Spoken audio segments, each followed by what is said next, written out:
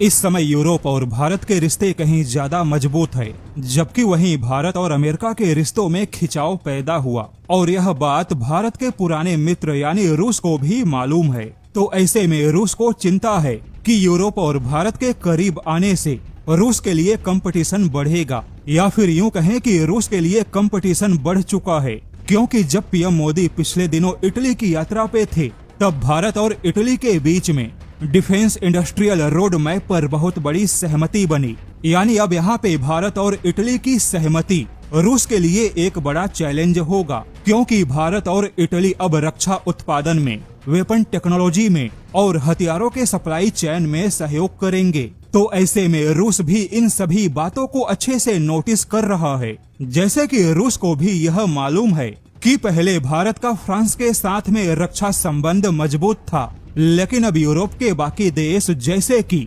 Germany, Spain और Italy भी भारत के साथ में रक्षा सहयोग मजबूत बनाने लगे। अब यूरोप के इन ताकतवर देशों के भारत के करीब आने से निश्चित तौर पे रूस के लिए चुनौतियां बढ़ेंगी और यह बात रूस को भी अच्छे से मालूम है। तो अब ऐसे में रूस ने भारत को यूरोप जाने से रोकने का फैसला किया है और यकीन मानिए रूस ने भारत को यूरोप जाने से रोकने का जिस तरीके का अनोखा फैसला किया उससे भारत को नुकसान नहीं बल्कि डबल फायदा होगा। ऐसे में यह पूरी खबर बहुत ही ज्यादा इंटरेस्टिंग है। मामला कुछ ऐसा है कि रूस ने बहुत बड़ा दावा किया कि भारत के पायलटों को सुखोई 57 कहीं ज्यादा पसंद है। रूस का दावा है कि भारत के पायलट कभी भी अमेरिकी लड़ाकू विमानों के पक्ष में नहीं थे और अब रूस का मानना है कि खुद अमेरिका ने अपने गलतियों की वजह से अपने ही फाइटर जेट को भारत के बाजार से हमेशा के लिए आउट किया। लेकिन अब ऐसे में यूरोपियन देश भारत के करीब आ रहे हैं,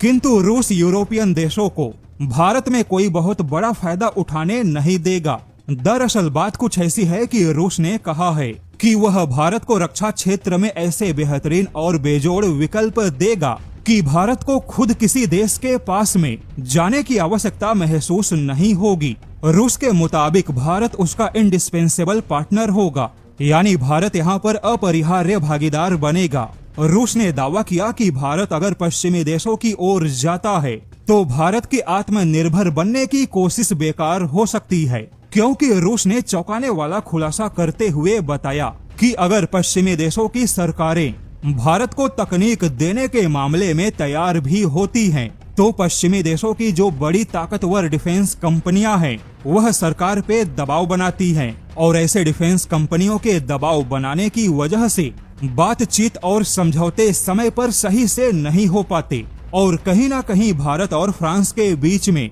राफेल का मुद्दा भी ऐसे ही मामलों में अटका है, जहां सरकार तो तैयार होती है लेकिन कंपनियां दबाव बना रही हैं और इसी बीच अगर सरकारें बदल गई तो नीतियां बदल जाती हैं, किंतु रूस में ऐसा नहीं होता। यानी अगर व्लादिमीर पुतिन ने कोई समझौता फाइनल किया तो रूस की कोई भी डिफेंस कंपनी या कोई भी कितना भी ताकतवर व्यक्ति क्यों ना हो, वह दबाव बनाकर पुतिन के फैसले को प्रभावित नहीं कर सकता। ऐसे में रूस यह दावा कर रहा है कि वह अपने आकर्षक, मजबूत और बेजोड़ प्रस्ताव के दम पे भारत को यूरोपियन हथियारों के करीब जाने से रोकेगा। और इसी बीच अब रूस ने खुलासा किया कि उसने जो सुखोई 57D का परीक्षण किया वह पूरा भारत की आवश्यकता और डिमांड के हिसाब से है। यानी रूस के ऐसे इरादे बताते हैं कि अब भारत को लेकर कंपटीशन तेज होगा।